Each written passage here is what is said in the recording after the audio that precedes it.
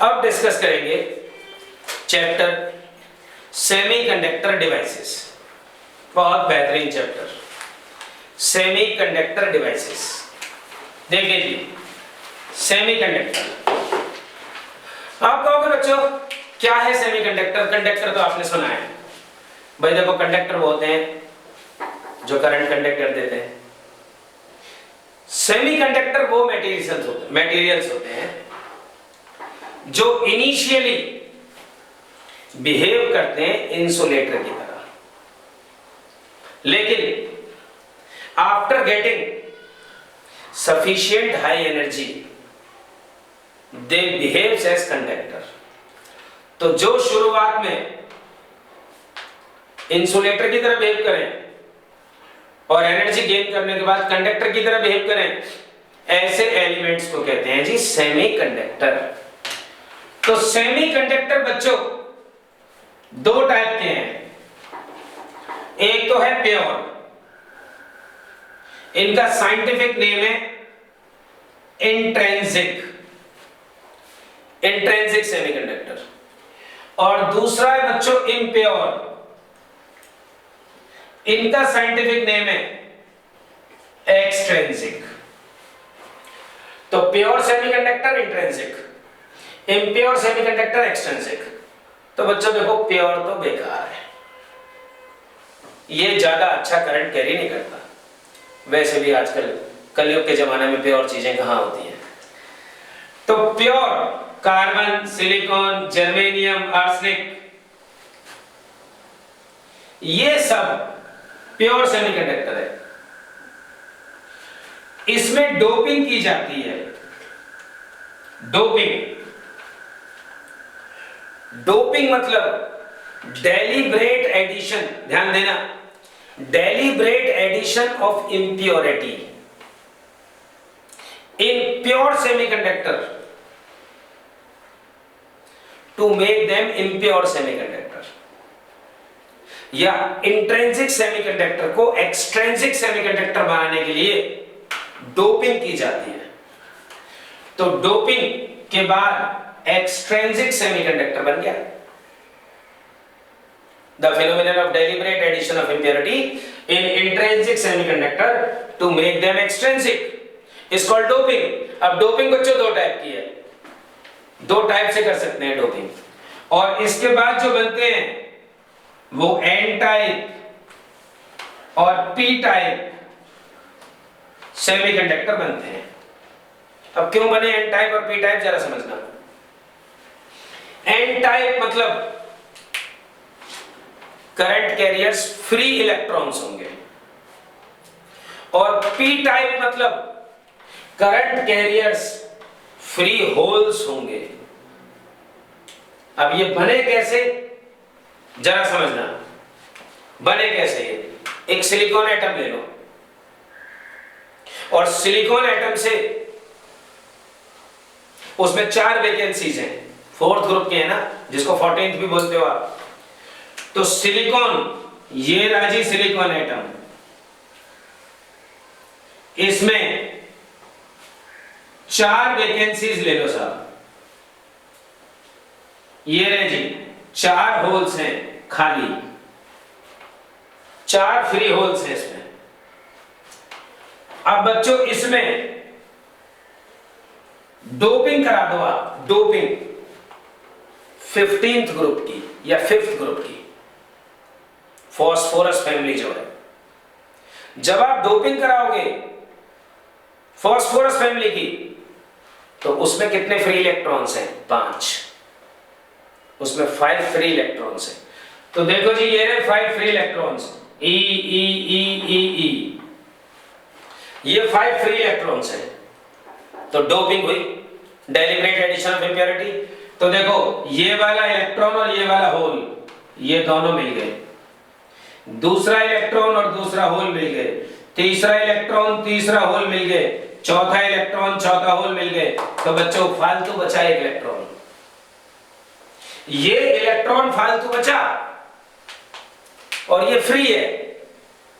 तो एक एटम के अंदर एक इलेक्ट्रॉन, तो एक क्रिस्टल के अंदर n इलेक्ट्रॉन्स, तो ये जो n इलेक्ट्रॉन्स बचे फ्री, ये करंट कैरी करते हैं, और क्योंकि ये करंट कैरी करते हैं और बहुत बढ़िया करंट कैरी करते हैं, इसलिए इसको एन टाइप सेमीकंडक्टर कहा गया। क्योंकि करंट कैरियर कौन है? इलेक्ट्रॉन्स। जरा पी टाइप पे देखना, इसी के कंपैरिजन में फिर से सिलिकॉन ले लो, फिर से वही 4 वैकेंसीज, फिर से बच्चों वही 4 वैकेंसीज, 1 2 3 और 4। अब फिर से डोपिंग कराओ, किसकी? 13th ग्रुप या 3rd ग्रुप, जैसे कि इंडियम है, गैलियम है, एल्यूमिनियम है। तो उनमें कितने इलेक्ट्रॉन्स प्रेजेंट हैं? 3। तो देखना जरा, 3 इलेक्ट्रॉन्स प्रेजेंट हैं एक एटम में, इलेक्ट्रॉन इलेक्ट्रॉन इलेक्ट्रॉन।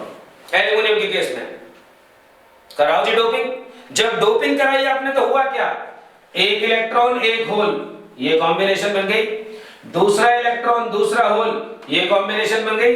तीसरा इलेक्ट्रॉन तीसरा होल, ये कॉम्बिनेशन बन गई। कौन बच गया? होल बच गया फ्री। और क्योंकि होल फ्री बच गया तो ये करंट कैरी करेगा ना। अब एक एटम में एक होल, तो पूरे क्रिस्टल में तो n होल्स बच गए ना। तो ये फ्री होल्स जब करंट कैरी करेंगे ये पॉजिटिव होते हैं। तो इस टाइप के सेमीकंडक्टर को कहा गया पी टाइप सेमीकंडक्टर। तो बच्चों, semiconductor which behaves initially insulator, after getting sufficient energy they acts as conductor। Semiconductor 2 type के, प्योर और इम्प्योर। प्योर हो गए 4th या 14 ग्रुप के। प्योर सेमीकंडक्टर बेकार है, इनमें डोपिंग की जाती है। डोपिंग हो गया deliberate addition of impurity in pure semiconductor to make them impure. Doping के बाद जो एक्सट्रिंसिक सेमीकंडक्टर बना वो 2 टाइप का हो जाएगा, एक हो जाएगा एन टाइप, हो जाएगा पी टाइप। एन टाइप में करंट कैरियर्स हैं फ्री इलेक्ट्रॉन्स, और पी टाइप में करंट कैरियर्स हैं फ्री होल्स, ये पॉजिटिव और ये नेगेटिव टाइप। ये था आपका सेमीकंडक्टर और उसके टाइप्स। ठीक है जी, ये यहां खत्म हो रहा है आपका एन टाइप और पी टाइप।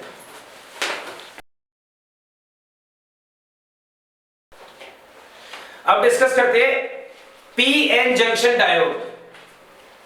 तो पीएन जंक्शन डायोड में देखो बच्चों क्या होता है। पीएन जंक्शन डायोड, बच्चों ये पी और एन छोटे बनेंगे, स्मॉल। तो एक सिलिकॉन ले लीजिए आपने, और सिलिकॉन लेने के बाद साहब एक तरफ तो डोपिंग करी जिससे होल्स बन गए, तो ये तो होल्स बन गए। ये देखो बच्चों, ये तो बन गए होल्स, यानी कि ये तो बन गया पी टाइप। और यहां इलेक्ट्रॉन्स बन गए, डोपिंग ऐसी करी ना कि इलेक्ट्रॉन्स बन गए यहां, तो ये बन गए इलेक्ट्रॉन्स, ये बन गए इलेक्ट्रॉन्स बच्चों। तो ये एन टाइप हो गया। अब जरा देखना, ये जो जगह है इसमें दोनों हैं, इसमें इलेक्ट्रॉन्स भी हैं और होल्स भी हैं, मिल गए ना आपस में, कॉम्बिनेशन कर लिया ना इन्होंने। तो इलेक्ट्रॉन और होल, इलेक्ट्रॉन और होल, तो बच्चों यहां एक जंक्शन बना लिया इन्होंने, दोनों आके मिल गए ना ये। तो ये बन गया पी एन और ये रहा जंक्शन, ये रहा जंक्शन। और कितने एंड से बच्चों इसमें? 2, एक पी टाइप और एक एन टाइप। तो डाई, डाई मतलब 2, ओड मतलब पार्ट्स, तो 2 पार्ट्स वाला ये, इसलिए इसको बोला गया पी एन जंक्शन। जंक्शन ये रहा जी, जहां दोनों आके मिले हैं, पी एन जंक्शन डायोड। अब बच्चों ये जो जंक्शन है इसका नाम है डिप्लीशन जोन, और डिप्लीशन रीजन भी कह सकते हो इसे। और ये न्यूट्रल होता है बच्चों। क्यों न्यूट्रल होता है आप समझ रहे हो? देख लो, होल्स और इलेक्ट्रॉन्स मिल रहे हैं दोनों, तो न्यूट्रल बन गए। तो ये जो होता है डिप्लीशन जोन, ये न्यूट्रल होता है। लेकिन सिर्फ इसको बनाने से बात नहीं बनेगी, इसको बनाने से बात नहीं बनेगी, इसका इलेक्ट्रॉनिक सिंबल आपको बनाना पड़ेगा। तो इलेक्ट्रॉनिक सिंबल ये होता है दिस वन, ये पी टाइप, ये एन टाइप। तो पी एन यहां जंक्शन है, तो this is the electronic symbol of P N junction diode. ठीक है ना? तो क्या डेफिनेशन बनी पी एन जंक्शन की? It is the single crystal of silicon doped in such a way that one half portion of it acts as p type and other half portion of it acts as n type semiconductor। अब बच्चों ये वैसे हो गया और ये electronic symbol हो गया। अब मैं आपको सिखा रहा हूं इसकी बायसिंग कि ये वर्क कैसे करेगा।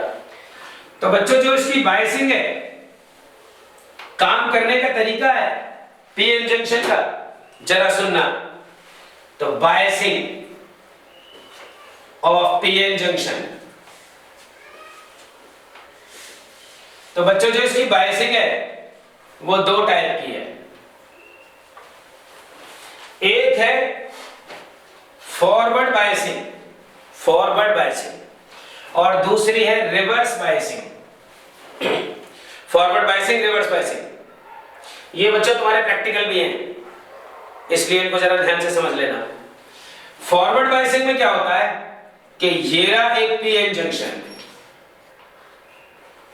ये होल्स, ये इलेक्ट्रॉन्स और यहां कॉम्बिनेशन है। तो जब इस पी टाइप को positive terminal of the battery से लगा देते हैं और एन टाइप को नेगेटिव टर्मिनल से लगा देते हैं, तो इस टाइप की बायसिंग को कहते हैं फॉरवर्ड बायसिंग। क्या मतलब? when p type connected to positive terminal, n type connected to negative terminal, then it is called forward biasing। अब बच्चों अगर आपको एमीटर लगाना है तो एमीटर लगा दो या मिली एमीटर लगा दो बहुत छोटे करंट के लिए, और पैरेलल में वोल्टमीटर लगा दो, पीएन जंक्शन डायोड इससे। लेकिन इससे तो बात बनेगी नहीं, क्योंकि इलेक्ट्रॉनिक सिंबल बनाना है आपको। तो इलेक्ट्रॉनिकली कैसे बनाएंगे इसे? देखो, पी टाइप एन टाइप, और पी को जोड़ो पॉजिटिव से, एन को जोड़ो रियोस्टेट लगा के, रियोस्टेट वोल्टेज चेंज करने के लिए जो ओम्स लॉ में किया था, इसको जोड़ो यहां से मिली एमीटर लगा के। ये अब देखो, P type join to positive terminal, N type join to negative terminal. High potential, low potential भी बोल सकते हो कि P type join to high potential, N type join to low potential. This is forward biasing. अब बात करते हैं reverse biasing की। यहां वोल्टमीटर तो लगा ही सकते हो। अब बात करते हैं बच्चों रिवर्स बायसिंग की, कि रिवर्स बायसिंग में क्या होगा। तो लो, ये पीएन जंक्शन, पीएन होल्स वाले, ये इलेक्ट्रॉन वाला, और ये बीच में जंक्शन, तो पी टाइप को लगा दो negative terminal of the battery से। देखो उल्टा हो गया, यहां पी टाइप पॉजिटिव से था, यहां पी टाइप नेगेटिव से है। तो when P type join to negative terminal और एन टाइप ज्वाइन टू, ये माइक्रोमीटर है बच्चों। मैं इसका डिफरेंस बताऊंगा कि यहां माइक्रोमीटर क्यों लगा और ये मिली एमीटर क्यों लगा, अभी थोड़ी देर में आपके सामने बात आ जाएगी। तो यहां पे वोल्टमीटर, ये तो असली चीज क्या है? असली चीज है P type connected to negative and N type connected to positive terminal of the battery. तो this type of biasing is reverse biasing. लेकिन हमें तो इलेक्ट्रॉनिक बनाना है बच्चों, इसको बना के कुछ नहीं होगा, कोई मार्क्स नहीं मिलता। इलेक्ट्रॉनिक बना के मार्क्स मिलता है, ये तो आपकी सपोर्ट के लिए है सिर्फ। तो देखिए जी, ये रहा पीएन जंक्शन, पीएन, तो इसको लगा दो जी नेगेटिव से और इसको लगा दो पॉजिटिव से, बीच में शो कर दो रियोस्टेट, एमीटर, माइक्रो एमीटर और ये रहा वोल्ट मीटर।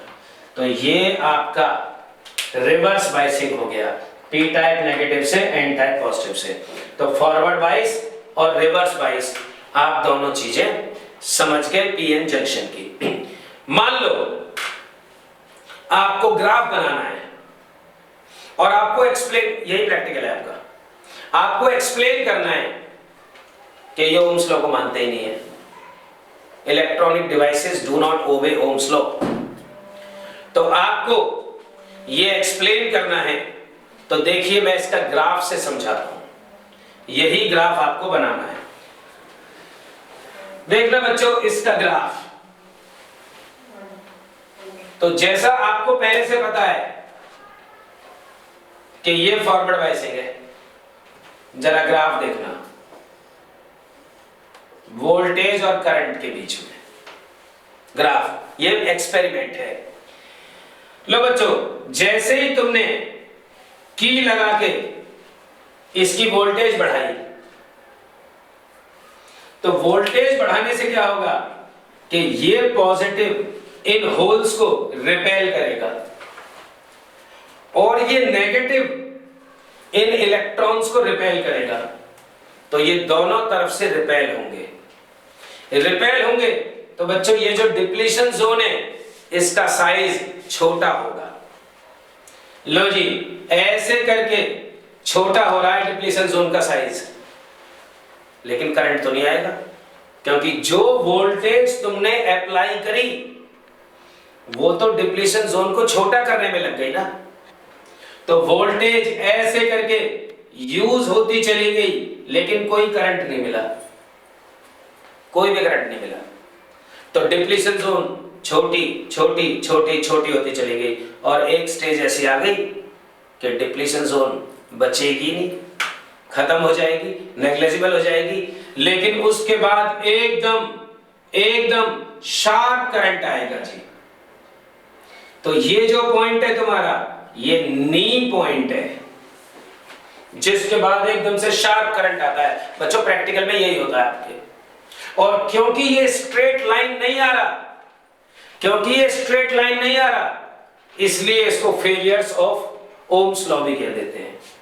जरा रिवर्स बायसिंग में यही ग्राफ देखो, रिवर्स बायसिंग में यही ग्राफ बच्चों देखिए, वोल्टेज और करंट।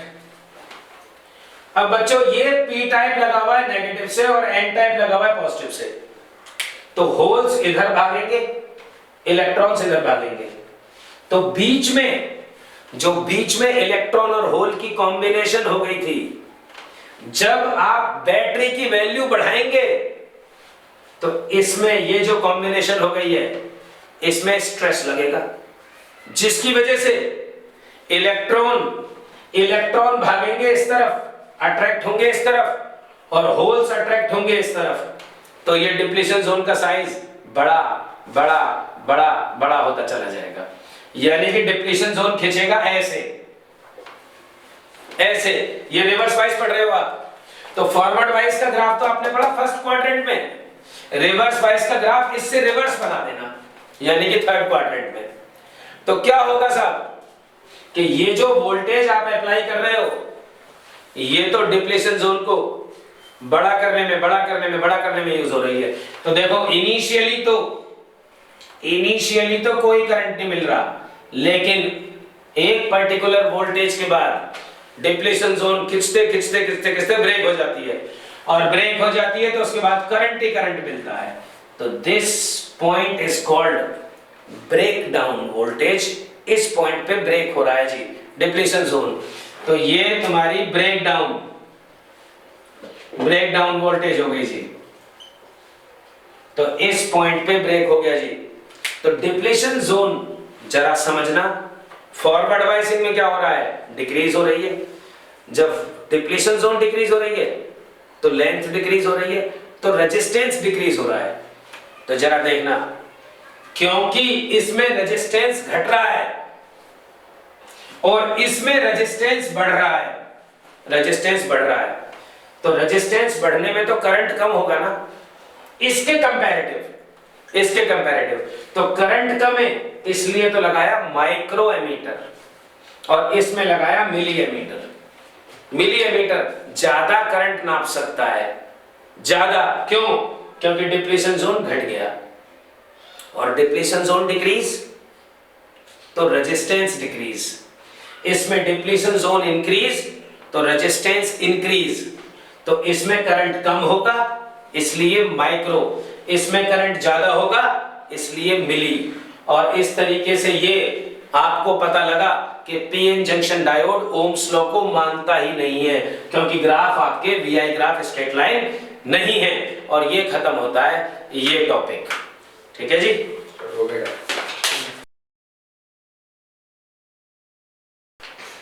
अब बच्चों types of PN junction diode देखो जो आपके सिलेबस के हैं। तो पीएन जंक्शन के टाइप, तो इसके टाइप्स हैं नंबर 1 आइडियल डायोड। इसकी एक एक टाइप पे इंडिविजुअल क्वेश्चंस हैं।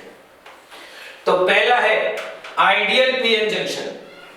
तो आइडियल पीएन जंक्शन है। अब क्या है ये इसका सिंबल है आइडियल पीएन जंक्शन का। और आइडियल पीएन जंक्शन भाइयों सिर्फ फॉरवर्ड बायसिंग में काम करता है, और फॉरवर्ड बायसिंग में इसका रेजिस्टेंस 0 होता है, लेकिन रिवर्स बायसिंग में इसका रेजिस्टेंस हो जाता है इनफाइनाइट। इसलिए ये सिर्फ फॉरवर्ड बायसिंग में काम करता है। इसके बाद नंबर 2 है photodiode. Photodiode photodiode reverse biasing में काम करता है। इसका सिंबल ये है, ऐसे बनाओ और ये फोटोन्स आ रहे हैं सर, ये फोटोडायोड है। आप ये सर्कल लगाएं नहीं लगाएं ये आपके ऊपर है, इसका कोई सिग्निफिकेंस नहीं है। तीसरा है एलईडी। इसका पूरा नाम है light emitting diode, LED. LED का सिंबल बनेगा कि ये ऐसे बनाओ और इसमें से लाइट बाहर निकालो। चेक द डिफरेंस, इसमें लाइट आ रही है और ये फोटो डायोड है, फोटो इलेक्ट्रिक इफेक्ट में चल रहा है ये, इसमें से लाइट निकल के जा रही है। अरे ये वही एलईडी है जो घरों में यूज कर रहे हो आप, या जो टीवी में लगी हुई है छोटी सी, या जो रिमोट में लगी हुई है, या जो लाइटें दे रही हैं घरों में, एलईडी लाइट इमिटिंग डायोड। देखिए जी लाइट बाहर निकल रही है। और चौथा diode Zener diode, Zener diode. और ज़ेनर डायोड में बच्चों ऐसे करके बनाओ, ऐसे, और या तो ऐसे बना दो या फिर ऐसे करके बना दो। ये दोनों सिंबल ज़ेनर डायोड के हैं। अब बच्चों इस चारों पे एक एक क्वेश्चन है डिटेल में। इससे तो रेक्टिफायर है, इसमें क्वेश्चन है कि फोटो डायोड रिवर्स बायस में क्यों प्रेफर करते हैं हम, इस पे क्वेश्चन है बच्चों। एलईडी पे क्वेश्चन है कि एलईडी के कन्वेंशनल पुराने जमाने के जो बल्ब वगैरह हैं ये उनसे कैसे अच्छी है। और Zener diode the most important one, Zener diode as a stabiliser, वो डिवाइस है आपके सिलेबस की। तो चारों की डिटेल पढ़ाते हैं हम। सबसे पहले पढ़ाएंगे आइडियल डायोड की एप्लीकेशन।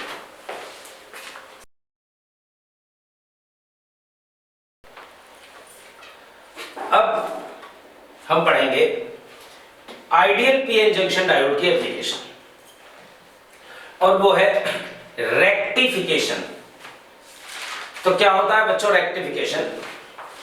रेक्टिफिकेशन होता है phenomenon of conversion alternating current AC into direct current DC. तो एसी से डीसी में कन्वर्ट करने के प्रोसेस को कहते हैं रेक्टिफिकेशन।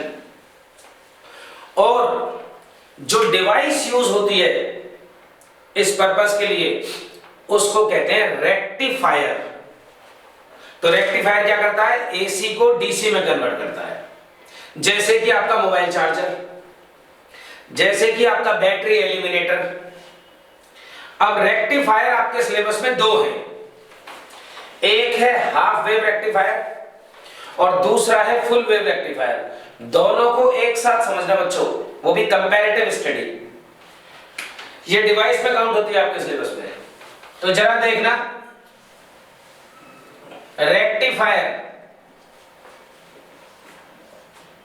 और रेक्टिफायर दो में पहले हाफ वेव रेक्टिफायर और दूसरा है फुल वेव रेक्टिफायर। तो देखना, हाफ वेव रेक्टिफायर में क्या होता है बच्चों? एसी से डीसी में कन्वर्ट करेंगे। तो ये एक स्टेप डाउन ट्रांसफार्मर ले लो, स्टेप डाउन ट्रांसफार्मर, या एक पीएन जंक्शन डायोड लगा दो, आइडियल पीएन जंक्शन डायोड। इसको चाहे सर्कल में बंद करो या नहीं करो, तो ये आइडियल पीएन जंक्शन है। यहां स्टेप डाउन ट्रांसफार्मर लगाना है बच्चों। तो स्टेप डाउन के अंदर ये देखो, ये रहा एसी सोर्स। तो स्टेप डाउन में ये रहा, नंबर ऑफ सेकेंडरी टर्न्स कम है प्राइमरी से, तो ये बन गया एन सेकेंडरी, एन प्राइमरी। तो प्राइमरी टर्न्स, सेकेंडरी टर्न्स, इसके बीच में ऐसे करके आप दो लाइनें डाल दो, ये ट्रांसफार्मर का सिंबल होता है। तो ये बन गया तुम्हारा step down transformer, step down transformer. और बच्चों यहां बिल्कुल बीचों बीच यहां लगा दो एक लोड रेजिस्टेंस जो आउटपुट लेगा। अब देखिए, ये रही एसी इनपुट और ये रहा तुम्हारा आइडियल पीएन जंक्शन डायोड। तो क्या होता है यहां पे कि देखिए वर्किंग में इसकी, ये एसी, अब ये इनपुट है, ये इनपुट है। तो देखिए क्या होगा, ये positive cycle negative, positive negative, positive negative. तो जब ये पॉजिटिव साइकिल इस पीएन जंक्शन के पास जाएगी, अब ये तो आइडियल है, तो आइडियल पीएन जंक्शन डायोड कब काम करता है? फॉरवर्ड बायसिंग है। रिवर्स में वो काम करता ही नहीं है। क्यों? रीजन तो पता होना चाहिए। Ideal PN junction diode forward में इसलिए काम करता है क्योंकि रेजिस्टेंस जीरो हो जाता है, और रिवर्स में इसलिए नहीं काम करता क्योंकि रेजिस्टेंस इंफिनिटी हो जाता है। तो जब ये पॉजिटिव हाफ साइकिल गई इस पीएन जंक्शन के पास, तो इसने कंडक्ट कर दी। जब इसने कंडक्ट कर दी तो देखो जरा, जो आउटपुट है, जो आउटपुट है बच्चों, वो ये देखो, ये वाली कंडक्ट हो गई, तो ये वाली कंडक्ट हो गई, यहां आ गई जी इसके पास, तो ये कंडक्ट हो गई। This is output. जब नेगेटिव हाफ साइकिल गई, तो नेगेटिव हाफ साइकिल जब पी टाइप के पास पहुंचेगी, भाई ये तो पी है ना, ये एन है, तो कंडक्ट करी नहीं, रिवर्स वाइस हो गया, रिवर्स वाइस हो गया तो ये वेस्ट हो गई। अब फिर पॉजिटिव साइकिल गई यहां, जब फिर पॉजिटिव साइकिल गई यहां, तो फिर से कंडक्ट हो गई, फॉरवर्ड बायसिंग। तो ये लो जी, फिर नेगेटिव साइकिल रह गई, नेगेटिव साइकिल फिर रह गई, फिर पॉजिटिव साइकिल कंडक्ट हो गई, फिर नेगेटिव रह गई। तो बच्चों देखना, साफ साफ दिख रहा है कि only the positive half cycle conducted, negative half cycle तो रह गई। इसलिए इस टाइप के रेक्टिफायर को हाफ वेव रेक्टिफायर कह रहे हो आप, हाफ वेव। क्योंकि आधी वेव तो कंडक्ट हुई है। अब बच्चों ये भी प्योर डीसी नहीं मिली आपको। प्योर डीसी बनाने के लिए हम इसमें, अब देखो बच्चों फुल वेव रेक्टिफायर, तो हाफ वेव तो आपने पढ़ ही लिया। फुल वेव रेक्टिफायर के अंदर आप 2 पीएन जंक्शन लगाओ।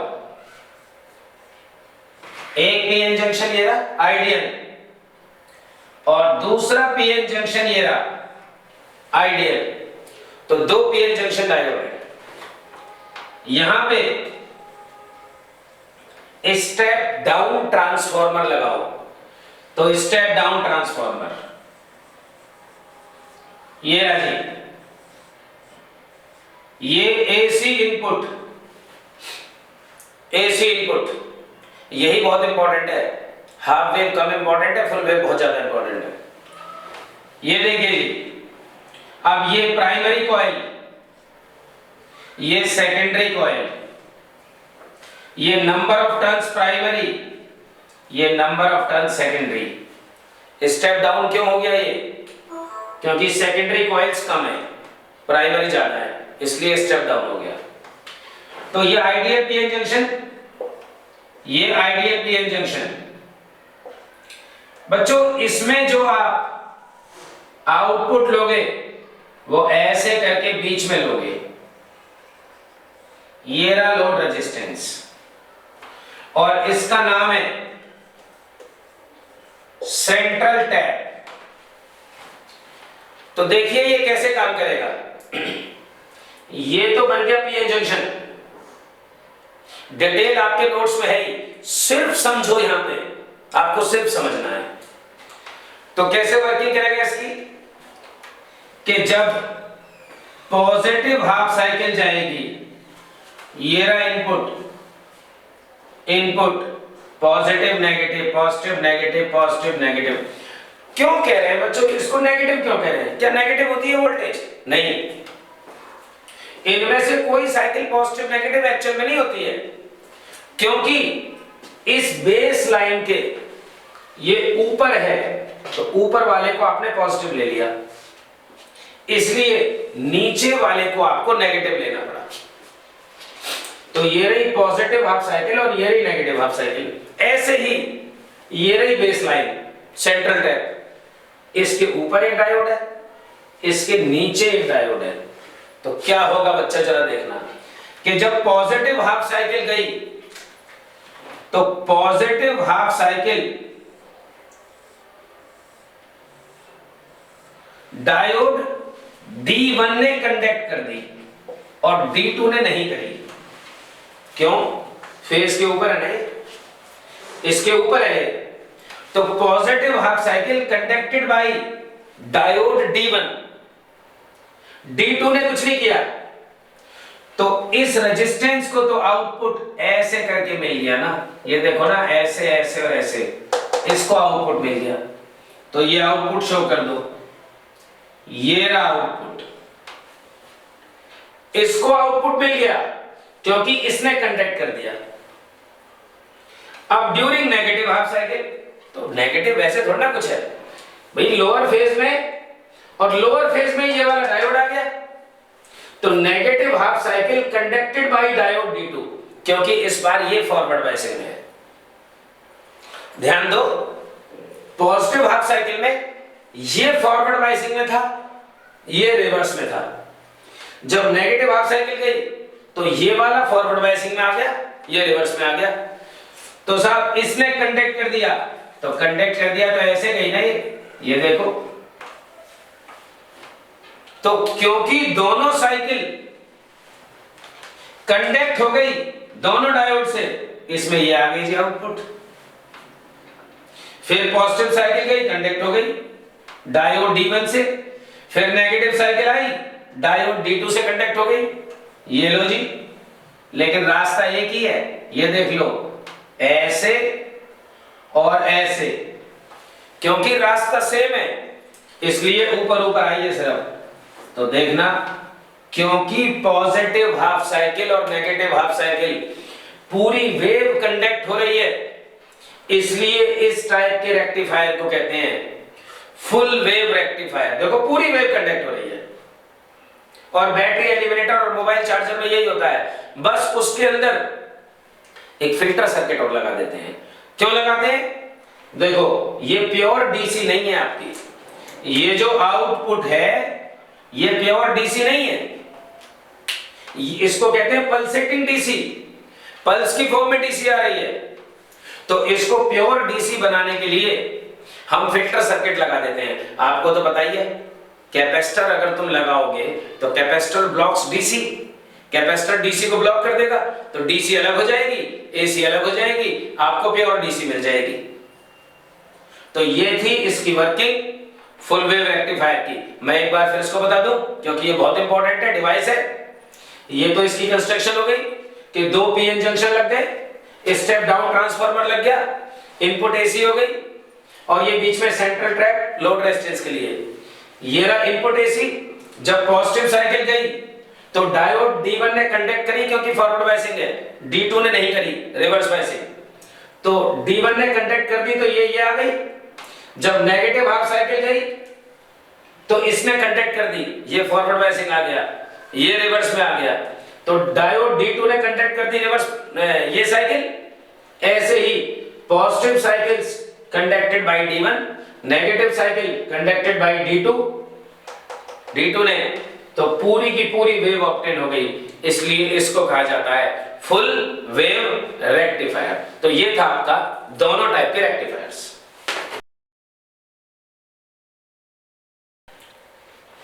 हाँ जी बच्चों, तो फोटो डायोड रिवर्स बायस में काम करता है।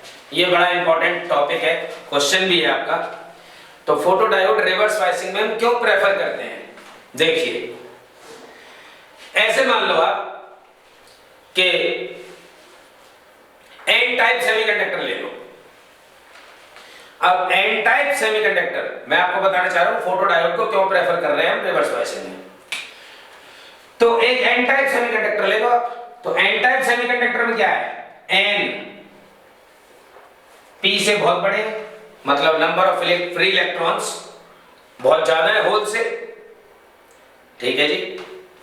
तो फोटो डायोड आपको बताइए, ऐसे करके डायोड बनाओ और ऐसे लाइट दिखाओ, फोटॉन्स। तो एन टाइप सेमीकंडक्टर में एन बहुत ज्यादा हो गया होल से। अब आपने फोटॉन्स गिराए, जब आपने फोटॉन्स गिराए तो फोटॉन्स गिराने से क्या हुआ कि जितने नए इलेक्ट्रॉन्स बनेंगे उतने ही नए होल्स बनेंगे, इक्वल अमाउंट में होगा ये। तो जब फोटोन आपने गिरा दिए तो delta N is equals to delta P हो गया, दोनों इक्वल बनेंगे। अरे भैया एक फोटोन आया, एक इलेक्ट्रॉन निकल गया तो एक होल ही तो बना। तो जितने इलेक्ट्रॉन बने उतने होल बने थोड़े से अमाउंट में। तो नया क्या हो गया? N dash, N plus delta N, और नया पी डैश क्या हो गया? P plus delta P. तो फ्रैक्शनल चेंज देखो, फ्रैक्शनल चेंज देखो। तो फ्रैक्शनल चेंज में, फ्रैक्शनल चेंज जरा देखना, delta N by N, delta P by P. अब फ्रैक्शनल चेंज में आप देखो कौन बड़ा निकला। सब P कम है ना, देख लो P कम है, तो इसमें यहां P कम है, तो ये वाला फैक्टर बड़ा हो गया, ये वाला फैक्टर बड़ा हो गया इस फैक्टर से ये। तो तुम लेके क्या चले थे कि एन टाइप में इलेक्ट्रॉन्स ज्यादा है, लेकिन इफेक्टिव कौन हो रहे हैं? करंट किसका मेजर हो रहा है? होल्स का। तो ये रिवर्स इफेक्ट आगे नहीं आ गया। इसलिए जब लाइट आती है, फोटॉन्स आते हैं, तो रिवर्स बायसिंग में फोटो डायोड प्रेफर किया जाता है। डिटेल आपके नोट्स में है। तो photo diode prefer in reverse bias आपका क्लियर। अब बच्चों बहुत important topic, Zener diode as stabiliser. Exam point of view से बहुत इंपॉर्टेंट। तो देखिए जी, Zener डायोड एज स्टेबलाइजर कैसे वर्क करता है। देखिए, तो Zener as stabiliser, Zener diode में दो सिंबल है, मैंने आपको पहले बताया था। एक तो ऐसे करके बना दो, या फिर ऐसे करके बना दो। ये पिछली बार देखना, शायद ये नहीं बनाया था, दो बार एक जैसा बना दिया था। तो ये दो सिंबल Zener के पॉसिबल है। अब आप करना चाहते हो Zener diode as a stabiliser, तो सबसे पहले उसका सर्किट। तो देखिए जी, ये एक रेजिस्टेंस सीरीज में लगा होता है ये, इसलिए RS लिख दिया। और ये ड्रॉपिंग रेजिस्टेंस है, इसका नाम है ड्रॉपिंग रेजिस्टेंस। यहां पे इसके सीरीज में एक Zener डायोड लगा दिया, और इनके पैरेलल में यहां से यहां लोड रेजिस्टेंस लगा दिया आउटपुट में। अब देखना बच्चों, यहां इनपुट वोल्टेज है ये, और वो भी अनरेगुलेटेड, मतलब कम भी हो सकती है, ज्यादा भी हो सकती है। लेकिन इसके अक्रॉस आपको रेगुलेटेड वोल्टेज मिलेगी, यहां आपको रेगुलेटेड वोल्टेज मिलेगी। तो ये तो इसकी कंस्ट्रक्शन में चीजें आ गई। ये तुम्हारा Zener डायोड है। अब इसके सबसे काम की बात, जो इसका प्रिंसिपल भी है, कि Zener डायोड ऐसा डायोड है जो जिसकी वोल्टेज में कोई चेंज नहीं होता, अगर करंट बहुत ज्यादा चेंज हो जाता है तो। ये Zener डायोड की मेन लाइन है। डिटेल आपके नोट्स में दिख ही रहा है सामने। तो Zener डायोड में वोल्टेज में चेंज नहीं होता, एप्रिशिएबल, कितना भी करंट कम हो जाए या ज्यादा हो जाए। तो देखते हैं इसकी वर्किंग। देखो बच्चों, पहले केस में अगर हाई वोल्टेज गई, हाई वोल्टेज, तो जब हाई वोल्टेज यहां गई तो इसके और इसके अक्रॉस वोल्टेज बढ़ गई तो करंट बढ़ गया। देखिए, वोल्टेज बढ़ गई तो करंट बढ़ गया, लिखा हुआ आपके नोट्स में है ही। जब वोल्टेज बढ़ गई तो करंट बढ़ गया। अब भैया यहां भी ज्यादा करंट हो गया और यहां भी ज्यादा करंट हो गया। जब दोनों तरफ ज्यादा करंट हो गया तो यहां करंट इनटू ये रेजिस्टेंस मिलके, देखो करंट इनटू रेजिस्टेंस मिलके ये वोल्टेज ड्रॉप, ये जो ड्रॉप है ये बढ़ गया।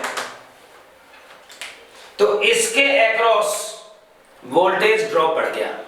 लेकिन जरा यहां देखना, Zener डायोड तो करंट बढ़ गया ना, इसको कोई फर्क नहीं पड़ा।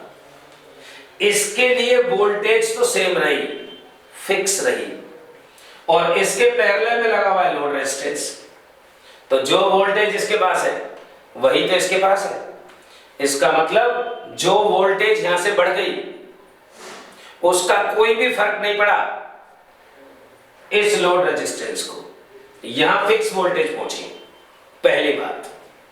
दूसरी बात, वोल्टेज घट गई, वोल्टेज घट गई, लो जी V डिक्रीज, तो करंट भी घट गया। जब करंट भी घट गया तो यहां और यहां दोनों जगह करंट घट गया। तो इसके अक्रॉस पोटेंशियल ड्रॉप घट गया, तो इसके अक्रॉस घटाना। लेकिन Zener डायोड तो कमाल चीज है। Zener डायोड में करंट घट गया लेकिन वोल्टेज पे इफेक्ट नहीं पड़ रहा। तो जब वोल्टेज पे इफेक्ट नहीं पड़ रहा तो जो वोल्टेज इसके पास है वही तो इसके पैरेलल में आएगी, तो इसके अक्रॉस वोल्टेज चेंज ही नहीं हुई, सेम वोल्टेज है, कांस्टेंट वोल्टेज है। तो आपने क्या महसूस करा, आपको क्या पता लगा? आपको पता लगा कि जब वोल्टेज बढ़ गई थी तब भी इसके अक्रॉस फिक्स रही, और जब वोल्टेज घट गई, करंट घट गया, तो V is equals to I into R S, ये भी तो पोटेंशियल ड्रॉप इसके अक्रॉस घट गया, यहां कांस्टेंट रहा। तो दोनों केस में, इंक्रीज के केस में और डिक्रीज के केस में, voltage across load resistance constant रहती है, फिक्स रहती है। इसलिए इसको स्टेबलाइजर कहा जाता है। इसको ग्राफिकली देख लो,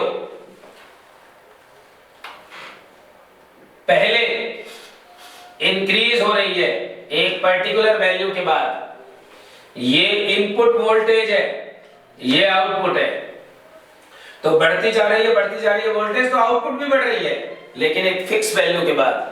अगर आप इनपुट वोल्टेज बढ़ाओगे तो आउटपुट कांस्टेंट हो जाएगी जी, आउटपुट कांस्टेंट हो जाएगी। तो इस तरीके से स्टेबलाइजर की वर्किंग और कंस्ट्रक्शन आपने पढ़ी, नोट्स में आपके है ही सामने, आप ढंग से नोट से पढ़ लीजिए।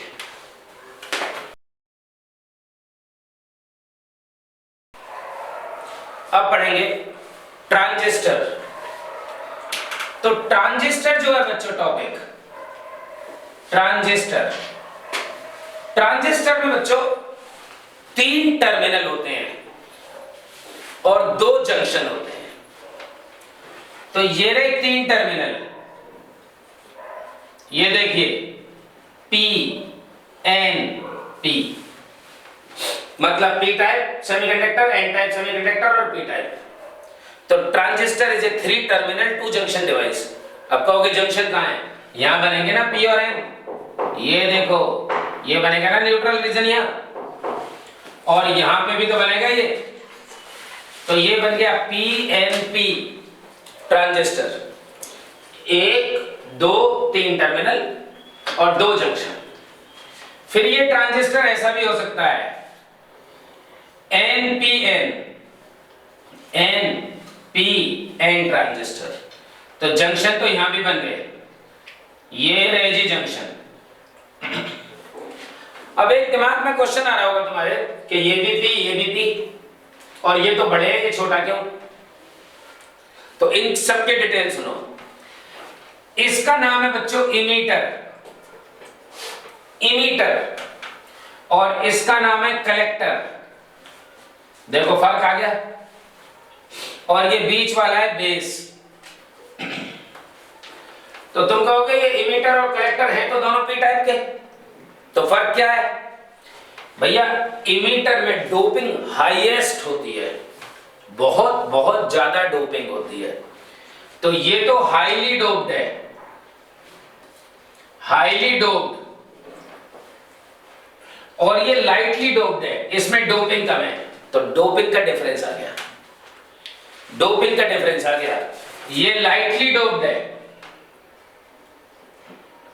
लाइटली डोप्ड है ये, और ये लीस्ट डोप्ड है बच्चों। बेस में डोपिंग सबसे कम है, और यही इंपॉर्टेंट क्वेश्चन है कि बेस में डोपिंग कम क्यों है?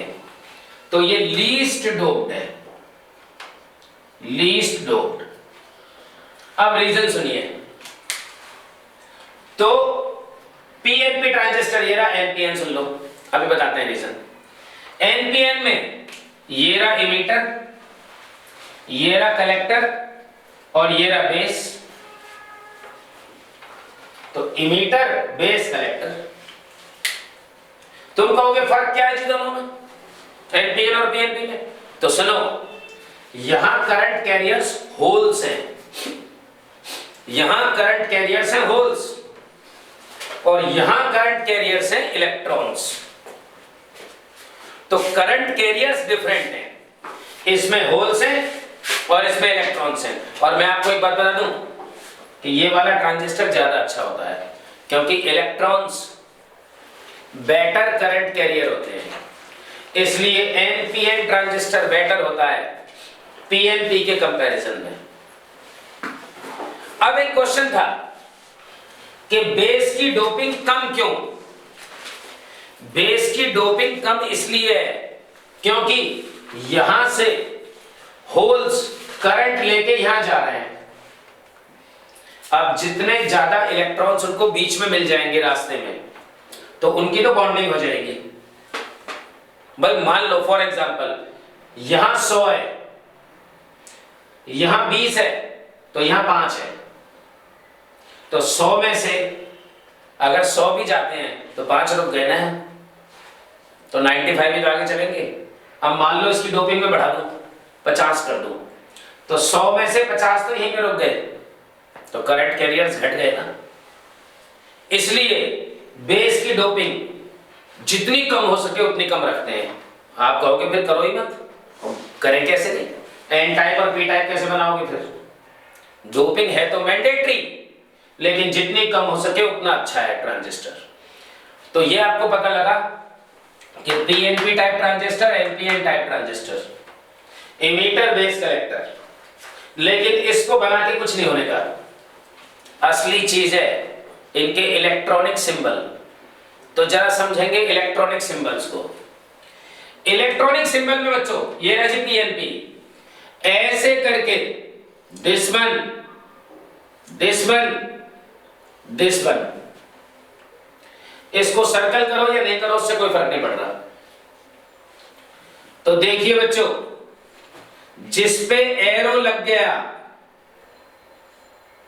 जिस पे एरो लग गया वो इमीटर हो गया, और जिस पे एरो नहीं है वो कलेक्टर हो गया, और बीच वाला बेस है। अब ऐसे करके सर्कल में भी बना सकते हैं, ऐसे कोई फर्क नहीं पड़ेगा उससे। जरा देखना, इसमें एरो अंदर की तरफ है, इसमें एरो बाहर की तरफ है। तो जिसमें एरो बाहर की तरफ जाए वो एन पी एन बनेगा। देखो करंट की डायरेक्शन है पी से एन की तरफ, तो ये तो ट्रांजिस्टर हो गया एन पी एन। और जिसमें एरो अंदर जा रहा है वो बन गया पी एन पी, पॉजिटिव से नेगेटिव की तरफ। तो जब एरो अंदर जाए तो पी एन पी, और जब एरो बाहर निकले तो एन पी एन। और क्योंकि इस पे एरो लग गया है तो ये इमीटर, ये बीच वाला बेस, और ये तीसरे वाला कलेक्टर। तो बच्चों ये सिंबल हैं ट्रांजिस्टर के, एनपीएन के और पीएनपी के। अब मैं आपको सिखाना चाह रहा हूं कि इनके सर्किट कैसे बनेंगे, फॉर्मेशन ऑफ सर्किट। बच्चों फॉर्मेशन सीखने के लिए जो सबसे काम की बात है वो आप ये देखें कि base emitter forward biased circuit के लिए, फॉर सर्किट, फॉर सीकेटी, सीकेटी मतलब सर्किट, बेस इमीटर फॉरवर्ड बाइस और कलेक्टर रिवर्स बाइस। जिसको ये बात दिमाग में है उसको सर्किट में कोई दिक्कत नहीं होगी। तो बच्चों मैं आपको बना के दिखा रहा हूं पहले एनपीएन कॉमन इमीटर का सर्किट। तो एक तो कॉमन इमीटर वर्ड है, एक एनपीएन है। जरा ध्यान देंगे, ये सर्किट सिर्फ सिखाने के लिए है। ये लो जी ट्रांजिस्टर, ये लो, ये लो, क्योंकि एनपीएन है तो एरो बाहर, एन पी एन। अब देखिए जैसा कि तुम जानते हो ये रहा इमीटर, ये रहा बेस और ये रहा कलेक्टर। तो बेस इमीटर फॉरवर्ड बाइस, तो देख लो जी बेस इमीटर फॉरवर्ड बाइस, तो P को लाके जोड़ दो पॉजिटिव से और N को लाके जोड़ दो नेगेटिव से। बच्चों दो चीजें गलत नहीं होनी चाहिए, मार्क्स 0 है। एक तो ये एरो और दूसरा बैटरी का कनेक्शन। बस ये दो बातें गलत नहीं होनी चाहिए। तो base emitter forward bias, collector reverse bias. तो कलेक्टर क्या है, एन है ना, आपको रिवर्स बाइस से लगाना है। तो देखिए जी, एन को जाके लगा दोगे आप पॉजिटिव से, ये लो जी।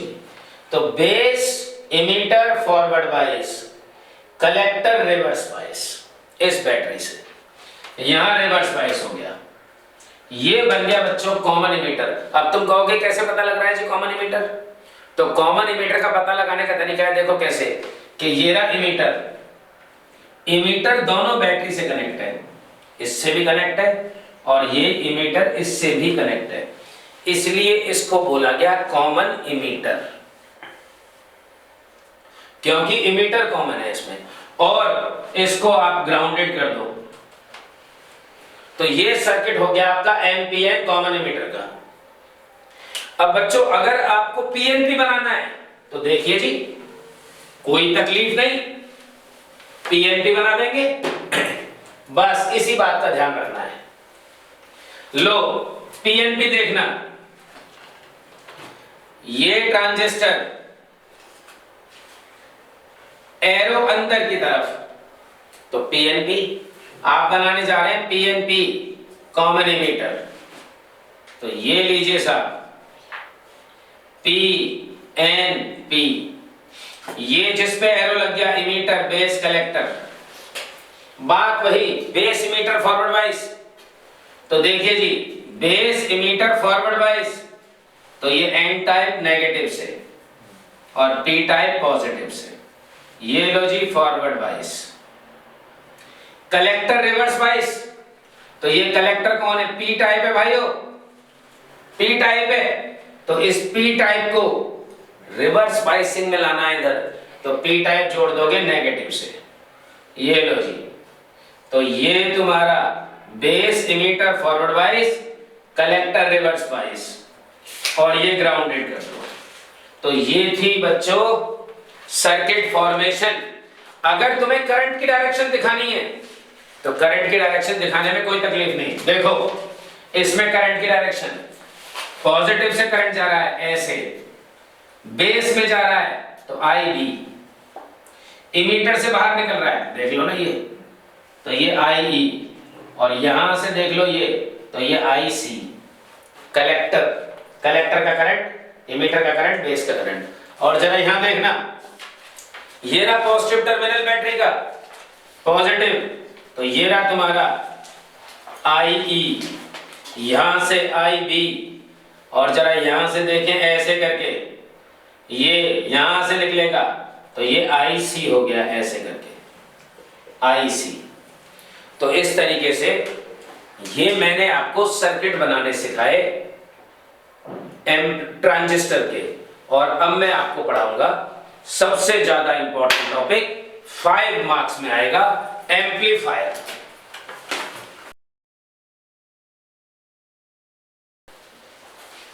और अब बच्चों मैं आपको पढ़ाने जा रहा हूं 12th का सबसे important topic, NPN common emitter amplifier. जो वर्किंग एनपीएन की है वही पीएनपी की है। तो आप पढ़ने जा रहे हैं एनपीएन कॉमन इमीटर एम्पलीफायर। तो पहले आपको सर्किट बनाना है, फिर सर्किट एक्सप्लेनेशन लिखनी है, फिर इसका फेज इन्वर्जन लिखना है, वही इसकी वर्किंग है, और फिर इसके गेन्स। तो 4 फेज में ये टॉपिक होगा, 5 मार्क्स में आता है। तो जरा देखिए NPN common emitter amplifier circuit, ये राजी ट्रांजिस्टर, क्योंकि एनपीएन है, एरो बाहर, तो एनपीएन आप जानते ही हैं, जिस पे एरो लग जाए वो इमीटर, बेस कलेक्टर। आपको पता ही है कि बेस इमीटर फॉरवर्ड बायसिंग में होता है। तो देखिए साहब, यहां से बेस इमीटर फॉरवर्ड बायस, तो लो पी टाइप को जोड़ दो पॉजिटिव से, एन टाइप को जोड़ दो नेगेटिव से। इस बैटरी का नाम हुआ बेस 22 VBB, बेस 22। यहां वोल्ट मीटर लगा दो पोटेंशियल डिफरेंस को मेजर करने के लिए। असली चीज तो ये है सर्किट, बेस इमीटर फॉरवर्ड 22, यहां ये फॉरवर्ड 22 है, और इस पोटेंशियल डिफरेंस का नाम लिखेंगे हम VBE, potential difference of base emitter. अब बच्चों यहां ये रहा जी इनपुट, ये लो जी ये रहा इनपुट, इसको यहां से कनेक्ट कर दो। एनसीईआरटी ने यहां एक कैपेसिटर लगा दिया है, बाकी बुक्स ने नहीं लगाया। अब आ जाओ जी दूसरी तरफ, तो यहां से बेस इमीटर फॉरवर्ड वाइज हो गया, कलेक्टर रिवर्स वाइज। तो देखिए जी कलेक्टर का रिवर्स वाइज, तो ये रहा एन टाइप, यहां output load resistance, load resistance output. तुम कहोगे बच्चों लोड रेजिस्टेंस क्या होता है? फिजिक्स में हर एक चीज को लोड ही कहते हैं, किसी भी डिवाइस को लोड कहते हैं, चाहे वो गीजर हो, चाहे वो एसी हो, चाहे हीटर हो, चाहे कंप्यूटर हो, और उसके रेजिस्टेंस को लोड रेजिस्टेंस कह देते हैं। अब ये रिवर्स बायसिंग में, तो एन टाइप यहां positive positive negative positive negative positive negative positive negative. ये बैटरी बच्चों बड़ी है और वेरिएबल है, इसको भी वेरिएबल बना सकते हो आप। इसका नाम है VCC, क्योंकि ये कलेक्टर करंट देती है। तो कलेक्टर रिवर्स बाइस, देखो कलेक्टर N यहां जाके पॉजिटिव से जुड़ गया, तो ये रिवर्स बाइस हो गया, यहां से इसे कनेक्ट कर दो, ये ग्राउंडेड कर दो आप, ये ग्राउंडेड हो गया। सेम वैसे ही वोल्ट मीटर लगाओ, और नाम है CE कलेक्टर इमीटर। जो चीज कॉमन होती है, इमीटर कॉमन है तो वो बाद में आया, इमीटर कॉमन है बाद में आया, बेस इमीटर कलेक्टर इमीटर। अब बच्चों जरा direction of current soon low. Forward biasing में बेस इमीटर, तो ये रहा IB IE और ये रहा IC कलेक्टर करंट। ये तो सर्किट है आपका। एनसीईआरटी ने यहां भी कैपेसिटर लगाया है, आप लगाना चाहते हैं लगाएं। अब देखिए असली चीज इसकी, कि बच्चों इसमें ये सिग्नल गया, इनपुट सिग्नल, और जो आउटपुट आएगा वो ये आएगा जी। देखिए एक छोटा सा सिग्नल गया और कितना बड़ा बन के आया, लेकिन अपोजिट हो गया, फेज इन्वर्जन हो गया। और आपको यही सिखाना है कि फेज इन्वर्जन क्यों हो गया। नेगेटिव गया पॉजिटिव आ गया, तो एक तो बड़ा हो गया, ऊपर से अपोजिट हो गया। तो ये तो आपके सामने बन गया सर्किट। 5 मार्क्स में आएगा ये, 5 मार्क्स में, और सबसे टफ टॉपिक है क्लास 12 का ये, बड़े ध्यान से समझेंगे आप। अब सर्किट बनाने के बाद आप लिखेंगे सर्किट एक्सप्लेनेशन। बच्चों सर्किट एक्सप्लेनेशन लिखने में आप इसको इंग्लिश में लिख दो। कैसे लिखेंगे जरा समझना, नोट्स में आपके लिखा हुआ है, सारा लिखा हुआ है, आप समझिए सिर्फ। देखिए consider NPN common emitter transistor in which base emitter junction is in forward biasing with respect to battery VBB and collector is in reverse biasing with respect to battery VCC। इतनी तो कंस्ट्रक्शन में लिख दो या circuit explanation में लिख दो। क्या बोला मैंने कि इन NPN common emitter transistor the base emitter junction is in forward biasing and collector is in reverse biasing। ये तो इसका था सर्किट एक्सप्लेनेशन। अब इसका फेज इन्वर्जन, बड़ी इंपॉर्टेंट चीज, थोड़ा टफ भी है। फेज इन्वर्जन बच्चों, दो फॉर्मूले यूज करोगे आप इसमें, दो फॉर्मूले। पहला, I E emitter current equal to I B plus I C, यानी कि emitter current equal to base current plus collector current का सम है। एक तो ये फॉर्मूला यूज होगा, आपके नोट्स में लिख रहा है, तसल्ली से सिर्फ समझें।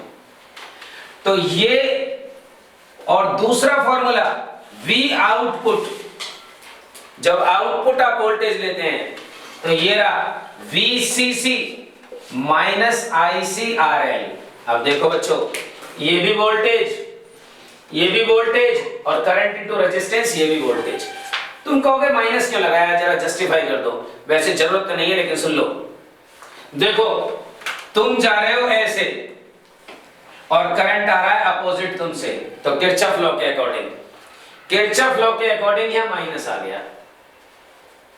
ठीक है, अब देखते हैं जी फेज इन्वर्जन, क्यों ये नेगेटिव आया जब पॉजिटिव गया।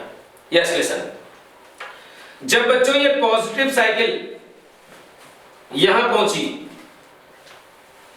तो ये तो पहले से ही फॉरवर्ड बायसिंग में था।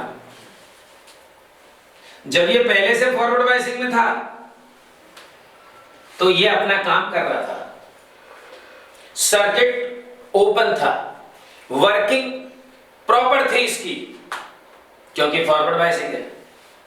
अब हुआ क्या, एक्सटर्नल सिग्नल बाहर से आ गया और वो भी पॉजिटिव, इसके साथ मिलके यहां पहुंच गया।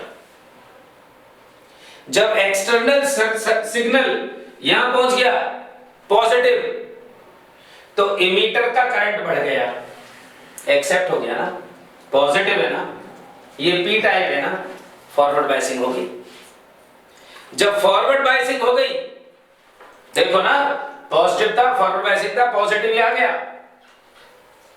इसने एक्सेप्ट कर लिया, फॉरवर्ड बायसिंग हो गई, तो इमीटर का करंट बढ़ गया, बेस का करंट बढ़ गया, तो कलेक्टर का भी करंट बढ़ गया, सारे करंट बढ़ गए। क्यों? क्योंकि एक्सटर्नल सिग्नल पॉजिटिव आया। जब इमीटर करंट बढ़ गया, बेस करंट बढ़ गया, कलेक्टर करंट बढ़ गया, तो जरा इस फॉर्मूले में देखना, जब कलेक्टर करंट बहुत बढ़ गया तो collector current into load resistance, इन दोनों का प्रोडक्ट इतना ज्यादा बढ़ गया, इतना ज्यादा बढ़ गया, दोनों का प्रोडक्ट कि VCC से भी ज्यादा हो गया। VCC कम रह गई, ये ज्यादा है और बहुत ज्यादा है, तो जरा देखना आउटपुट क्या हो गया, नेगेटिव आ गया। नेगेटिव है ना ये तो, और बहुत बड़ा आ गया। तो जरा देखना, जब पॉजिटिव गया तो नेगेटिव आया और बहुत बड़ा आया। ये फेज इन्वर्जन पहला है, 180 डिग्री का फेज आ गया, चेंज हो गया। दूसरी बात, जब नेगेटिव सिग्नल यहां पहुंचा, तो देखो भैया, ये तो फॉरवर्ड बायसिंग में अभी, लेकिन जब नेगेटिव यहां पहुंचा तो पी टाइप के पास नेगेटिव पहुंच गया ना, रिवर्स बायस हो गया। जब नेगेटिव यहां पहुंचा और रिवर्स बायस हो गया, तो इमीटर करंट खत्म, कंडक्ट ही नहीं करा ना रिवर्स बायसिंग में इसने, रिवर्स बायसिंग में इसने कंडक्ट नहीं किया, तो इमीटर करंट खत्म, बेस करंट खत्म, कलेक्टर करंट खत्म, सब खत्म। जब सारी चीज खत्म हो गई तो करंट इनटू रेजिस्टेंस का प्रोडक्ट भी क्या हो गया, खत्म, जीरो। तो आउटपुट किससे मिली, VCC से, और VCC देख लो पॉजिटिव है, जो इसमें जा रही है पॉजिटिव है और बहुत बड़ी है इसके कंपैरिजन में, तो आउटपुट आपको पॉजिटिव मिल गया और बहुत बड़ा मिल गया। जरा मैं दोबारा से समरी समझा दूं, लिखा हुआ तो आपके नोट्स में है ही कि जब पॉजिटिव गया इसने एक्सेप्ट कर लिया, है ना, फॉरवर्ड बायसिंग हुई। जब नेगेटिव गया इसने एक्सेप्ट नहीं करा, क्योंकि रिवर्स बायसिंग हुई। तो पहले केस में इमीटर का करंट बढ़ा, बेस का करंट बढ़ा, कलेक्टर का करंट बढ़ा, बहुत ज्यादा बढ़ा, कलेक्टर रेजिस्टेंस, कलेक्टर करंट और रेजिस्टेंस बहुत बड़ा हो गया तो आउटपुट नेगेटिव आ गया। जब नेगेटिव साइकिल गई, कंडक्ट नहीं हुआ, तो ये जीरो, ये जीरो, ये zero, IC into RL zero, तो आउटपुट आपका VCC से मिला और VCC देख लो पॉजिटिव है, तो सर्किट बढ़ गया, सर्किट एम्पलीफाई हो गया, सिग्नल बढ़ गया, इसलिए एम्पलीफायर कह रहे हैं इसे। अब इसके गेन्स पढ़ेंगे बच्चों। गेन सिर्फ डेफिनेशन है गेन्स, गेन्स में ऐसा कुछ नहीं है। गेन होता है बच्चों, गेन होता है output, output divided by input, output divided by input. तो सबसे पहले देखते हैं गेन्स में करंट गेन, करंट गेन, सी गेन, तो फॉर्मूला है इसका बीटा AC। अगर आप AC पढ़ना चाह रहे हैं तो आप वर्ड लगा देंगे चेंज इन, तो आपको वैसे तो delta I output, delta I input, लेकिन ये लिख के काम नहीं चलेगा। आउटपुट तुम्हें किससे मिल रहा है? कलेक्टर से, तो ये बन जाएगा delta IC divided by delta IB। ये तो बन गया change in collector current to the change in base current. Definition आप अपने नोट्स में देखें, इसका सिंबल AIB होता है, AI। अब बीटा DC ले लो तो डेल्टा हट जाएगा, IC by IB, ratio of collector current to the base current. अब आता है वोल्टेज गेन, तो ये तो करंट गेन था, वोल्टेज गेन में आ जाओ, output voltage ratio to the input voltage, तो AV सिंबल है इसका वोल्टेज गेन का। तो अगर AC में पढ़ना चाहते हो तो डेल्टा तो लगाना ही पड़ेगा, और AC में ही पढ़ो तो डेल्टा, भैया आउटपुट क्या है, ये रहा VCE, तो delta VCE output, delta VBE input हो गया जी। तो इसको तुम क्या लिख सकते हो, AB को वोल्टेज करंट इनटू रेजिस्टेंस होता है ना, तो delta IC divided by delta IB into में R आउटपुट R इनपुट, भाई I into R, I into R, तो ये तो बन गया AV AI करंट गेन, और ये बन गया रेजिस्टेंस गेन। तो voltage gain equal to current gain into resistance gain. अब तीसरी चीज पावर गेन, तो पावर गेन जो है, पावर गेन देखिए बच्चों, पावर गेन AP, वही बात output power to the input power. अब क्या बन जाएगा, पावर का फॉर्मूला क्या होता है, I स्क्वायर इंटू R, तो डेल्टा IC का square R output, delta IB का स्क्वायर R इनपुट, तो ये तो फॉर्मूला क्या बन गया, बीटा या AI। तो ये बन गया पावर गेन AP, बीटा का स्क्वायर AC और R गेन। तो ये आपका current gain, voltage gain, power gain, यहां तक 5 मार्क्स का था एम्पलीफायर, 100% टॉपिक है।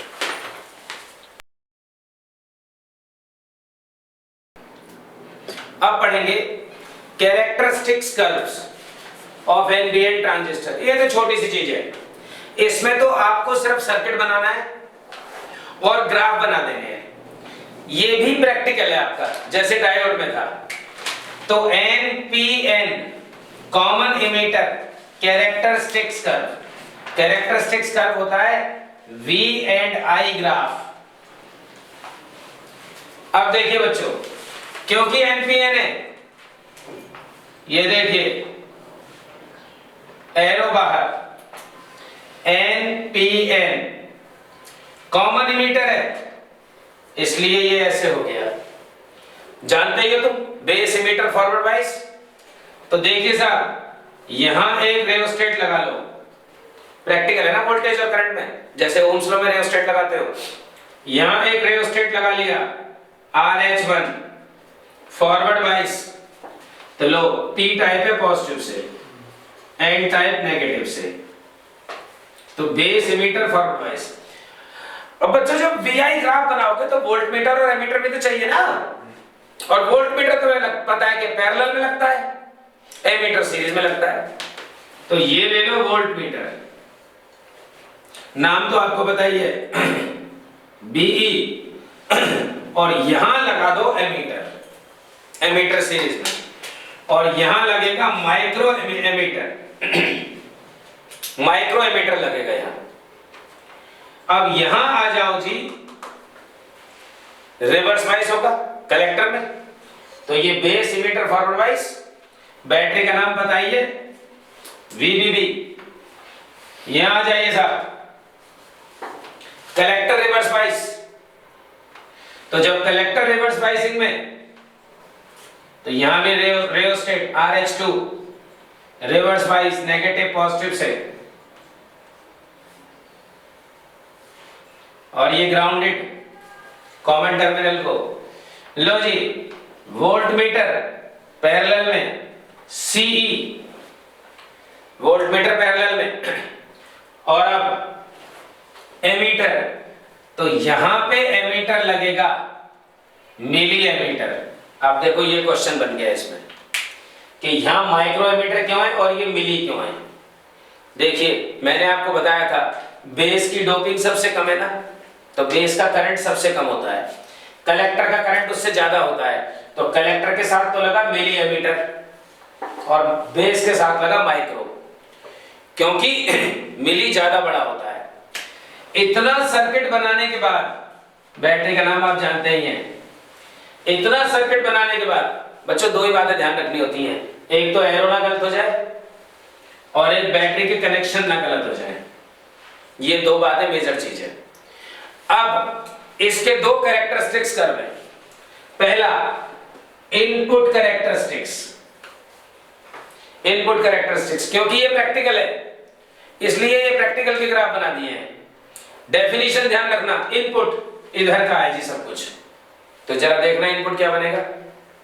Graph between base emitter voltage and base current, इसका करंट जो होगा वो बेस करंट होगा और यहां पे जो करंट होगा वो कलेक्टर करंट होगा। आप जानते हैं एम्पलीफायर में बताया था आपको। तो graph between base current and base emitter voltage, तो देख लो बेस इमीटर वोल्टेज और बेस करंट। अब बेस करंट क्या है, माइक्रो में है, तो लिख दो यहां माइक्रो एम्पियर। तो बेस इमीटर वोल्टेज और बेस करंट में ग्राफ है एट कांस्टेंट VCE, ये वाली या VCC लिखो, बैटरी ये चेंज नहीं होनी चाहिए जी, ये कांस्टेंट रखनी है, ये प्रैक्टिकल में भी ध्यान रखना है। तो इसके ग्राफ तो बच्चों आ जाएंगे ऐसे, लो जी Ohm's law fail, Ohm's law fail, ये प्रैक्टिकल्स की रीडिंग है बच्चों। तो ध्यान क्या देना है, graph between base current and base emitter voltage at constant VCC और आउटपुट कैरेक्टरिस्टिक्स कर्व। लो जी साहब, अब इसमें देखना, आउटपुट में आ जाओ, तो ग्राफ बिटवीन VCC या VCE एंड IC, ठीक है ना। तो देखिए IC मिली एम्पियर में और ये रहा VCE, लेकिन ध्यान रख लेना ये पीछे से करंट कांस्टेंट होना चाहिए, अगर ये करंट बदलता रहेगा तो फिर नहीं होगा जी पॉसिबल। तो यहां लिखना पड़ेगा एट कांस्टेंट बेस करंट, तो graph between collector current to the collector emitter voltage at constant IB। और बच्चों ये ग्राफ इसके ऐसे बन जाते हैं जी, ये सब प्रैक्टिकल्स की रीडिंग है, इस पे न्यूमेरिकल आएगा, आपकी मेन क्लास में कराएंगे हम, इसमें न्यूमेरिकल आएगा जी, ये बेस करंट कंफर्म्ड न्यूमेरिकल है इस पे, बिल्कुल पक्का। तो कोई बड़ी बात नहीं इसमें, सर्किट बनाओ, ये दोनों ग्राफ बनाओ और डेफिनेशन लिख के आओ खाली। क्या डेफिनेशन है? Input characteristics, graph between base current and base emitter voltage at constant VCC, और इसमें graph between collector current, collector emitter voltage at constant IB। तो इसमें न्यूमेरिकल बहुत इंपॉर्टेंट बनता है। इस तरीके से ये टॉपिक खत्म होता है।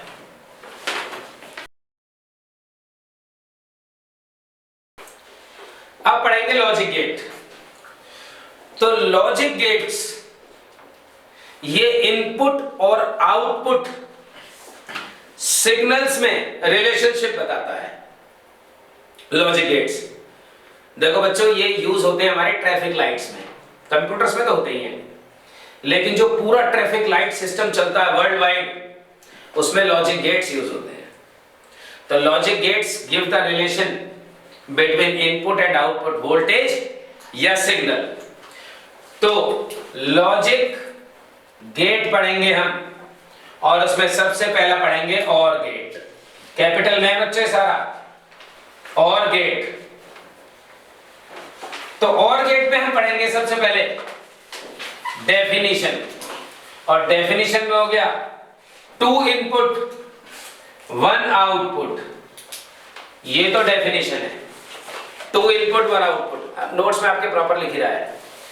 उसके बाद इसका इक्वेशन A + B = X, ये रहे दोनों इनपुट A और B, और X आउटपुट है इसका। फिर इसका सिंबल है इसका, ये ऐसे करके ये बनाओ और ये ऐसे बनाओ, दिस वन A और B, और बच्चों ये रहा X, ये बन गया इसका सिंबल। अब बात है इसके सर्किट की। सर्किट इसका ऐसे है बच्चों, ये आइडियल पीएन जंक्शन, ये आइडियल पीएन जंक्शन, यहां इसका आउटपुट ले लो, ये ग्राउंडेड, ये A ये B, और यहां बच्चों ये 0 और 1। ये कितनी भी वोल्टेज हो बच्चों, कितनी भी वोल्टेज हो, 5 volt 2 volt 4 volt 8 volt 10 volt कुछ भी हो, आप लिखोगे सिर्फ 1, सिर्फ 1 लिखोगे, क्योंकि हाई हो गया ये 1 और लो हो गया 0। इसमें 0 या 1 सिर्फ 2 ही चीजें लिखते हो आप, या तो 0 लिखते हो या 1 लिखते हो। बूलियन अलजेब्रा पे बेस्ड है। अब इसकी ट्रुथ टेबल समझाने के लिए, ये तो इसका सर्किट है, ये पीएन जंक्शन डायोड है, और वो भी आइडियल वाले पीएन जंक्शन है। अब बच्चों इसकी ट्रुथ टेबल समझाने के लिए मैं तुम्हें अपनी तरफ से एक सर्किट बना देता हूं। वो सर्किट फॉर्मली वैलिड नहीं है, फॉर्मली वैलिड तो यही है। तो देखिए जी, ये एक की ले लो, ये दूसरी ले लो, A और B। बच्चों यहां एक बल्ब लगा दो और ये रही बैटरी, और अब इसकी ट्रुथ टेबल बनाएंगे हम। तो देखिए truth table, TT A B और A + B। तो देखो बच्चों टेबल होती है 0 0 पे 0, 0 1 पे 1, 1 0 पे 1, 1 1 पे 1, ये टेबल होती है। लेकिन बनेगी कैसे जरा सुनना। ये दोनों की ओपन कर दो, A और B दोनों को ओपन कर दो, तो जरा देखना 0 0 ओपन मतलब 0 हो गया। तो क्या ये बल्ब जलेगा? नहीं, नहीं का 0 हो गया। अब A को 0 मतलब इसको ओपन रखो, B को क्लोज कर दो, तो क्या ये बल्ब जलेगा? यस जलेगा। देखो सर्किट ऐसे पूरा हो जाएगा, ये ऐसे जाते हुए, ऐसे जाते हुए, ये जाते हुए, ये बल्ब। इसका मतलब 0 1 पे 1 हो गया। तीसरी चीज ले लो, A को कर दो 1, इसको क्लोज कर दो, इसको ओपन कर दो, तो देखो सर्किट ऐसे करके पूरा हो गया। तो 1 0 पे 1 हो गया, और दोनों की क्लोज कर दो, तो 1 1, तो बल्ब जलेगा, 1 हो गया। इस तरीके से इसकी टेबल बन गई। तो आपको सर्किट तो ये बना के आना है, ये बना सकते हो, ये तो जस्ट फॉर हेल्प है, और टेबल ये हो गई। तो ये रहा आपके सामने और गेट। अब बात कर लेते हैं एंड गेट की। अब बात कर लेते हैं एंड गेट की। सेम यही चीज है बच्चों, एंड गेट सेम। देखिए कैसे, एंड गेट में A and D AND gate, ये कैपिटल में बनाएंगे सब। एंड गेट में पहले डेफिनेशन, तो 2 इनपुट 1 आउटपुट, डेफिनेशन तो सेम बन गई। उसके बाद इक्वेशन, तो a into B is equals to x। उसके बाद सिंबल, तो सिंबल में बच्चों ये सीधी लाइन हो गई, देखो यहां कर्व है, ये सीधी लाइन हो गई, और इसे ऐसे करके कर दो, और यहां से ये आ गया, तो ये a b और आउटपुट ये रहा x। ये ट्रैफिक लाइट्स में यूज होते हैं और कंप्यूटर्स में होते हैं, वो तो अलग है, लेकिन हमें ट्रैफिक लाइट्स ज्यादा एग्जाम्पल देना है। तो a b ये रहा x। उसके बाद आगे जी सर्किट, लो जी सर्किट यही बनाना है।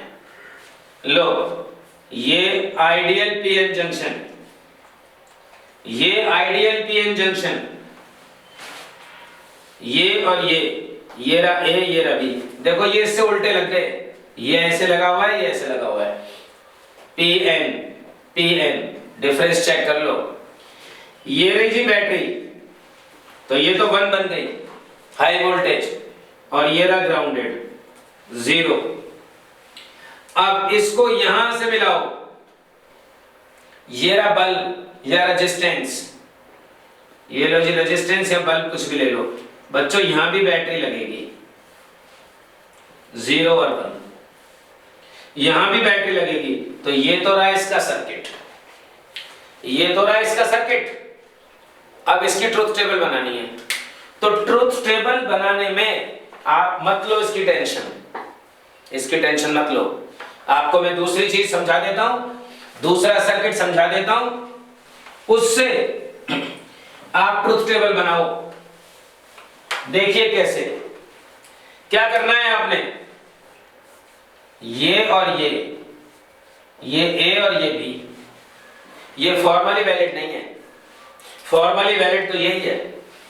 तो ये ए और ये बी, लो जी साहब यहां बल्ब लगा दो, और अब जरा देखना ट्रुथ टेबल बनेगी इसकी, ये truth table, TT table tennis मत समझ लेना, ये ट्रुथ टेबल है।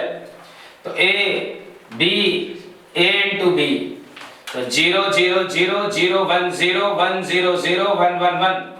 कैसे, सुनना जरा, दोनों को ओपन कर दो, तो 0 0, क्या बल्ब जलेगा, नहीं 0।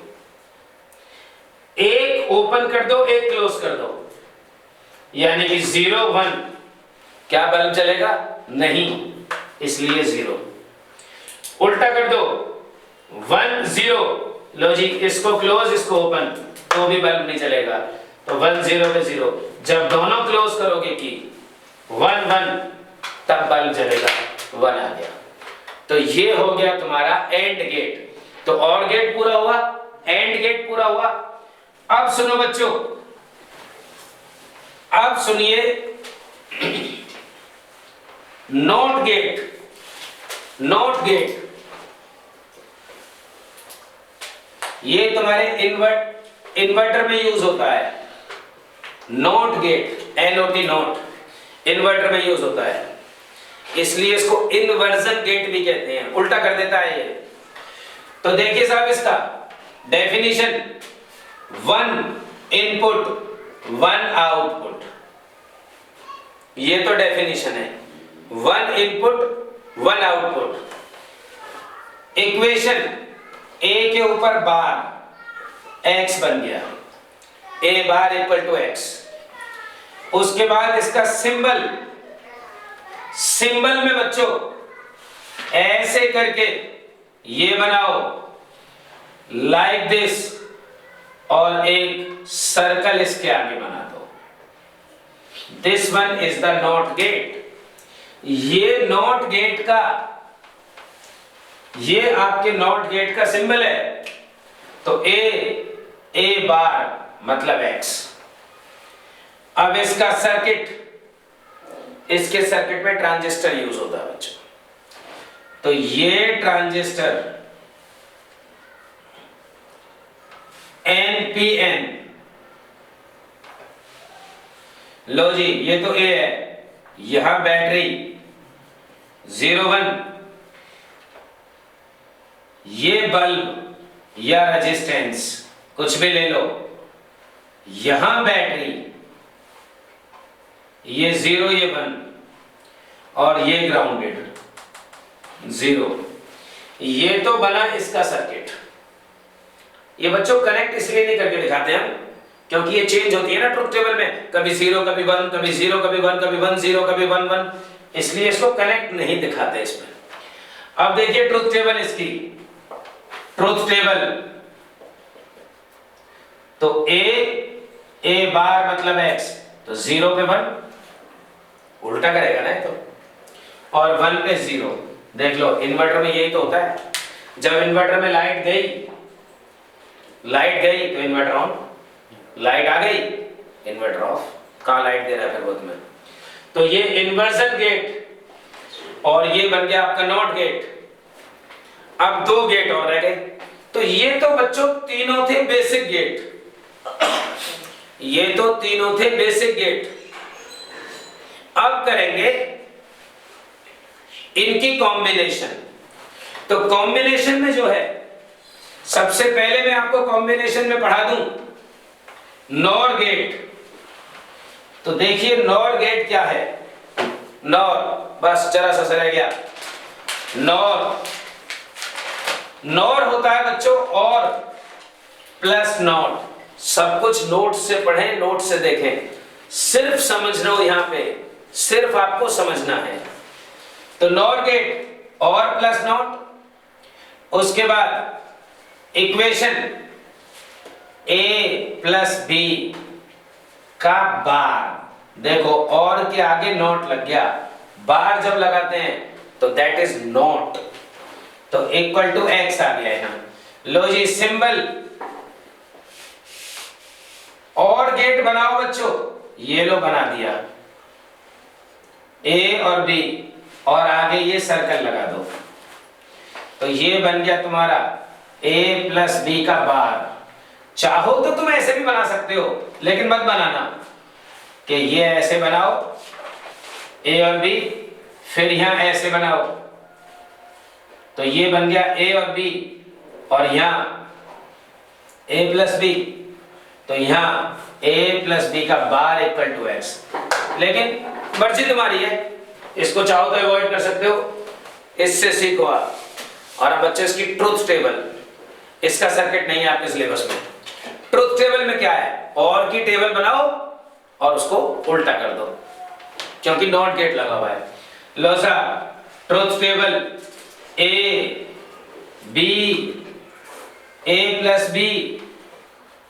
प्लस बी बार x में। तो लो 0 0 पे 0 होता है, 0 1 पे 1 होता है, 1 0 पे 1 होता है, 1 1 पे 1 होता है, उल्टा कर दो। लो जी 1 0 0 0। तो ये तुम्हारा नॉर गेट बनके तैयार हो गया। और अब आखिरी गेट आपके सिलेबस का नैंड गेट, ये आपने सारा देख लिया। अब आप देखिए नैंड गेट। तो बच्चों जिस तरीके से नॉर में कॉम्बिनेशन थी, नॉर में कॉम्बिनेशन थी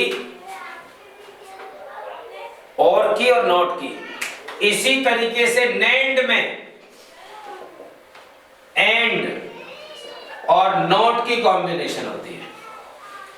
एंड और नॉट की कॉम्बिनेशन होती है नैंड में। इक्वेशन a इंटू बी का बार, सिंबल लो जी एंड गेट बनाओ और आगे सर्कल लगा दो। तो ये a b A dot B का bar is equals to X है। अब डेफिनेशन हो गई, इक्वेशन हो गई, सिंबल हो गई, सीधी ट्रुथ टेबल। तो ट्रुथ टेबल ये लो जी, A B, A dot B बार।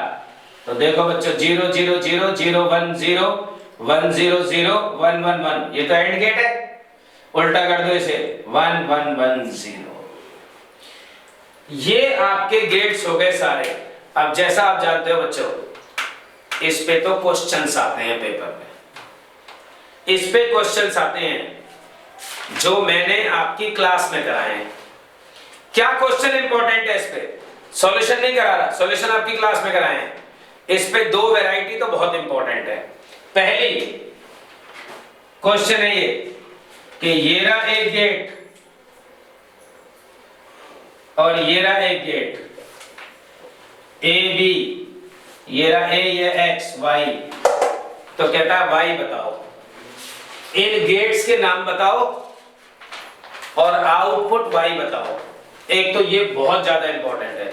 और दूसरा क्वेश्चन बच्चों कि draw the output wave form. आपको आउटपुट वेव फॉर्म बनानी है, किससे? ये देखो लाइक दिस बच्चों, बहुत ही ज्यादा इंपॉर्टेंट, बहुत ज्यादा इंपॉर्टेंट। ये रहा ए, ये रहा बी, यूजिंग और गेट, एंड गेट, कोई भी गेट हो सकता है। तो एक तो ये क्वेश्चन बोर्ड में बहुत आता है।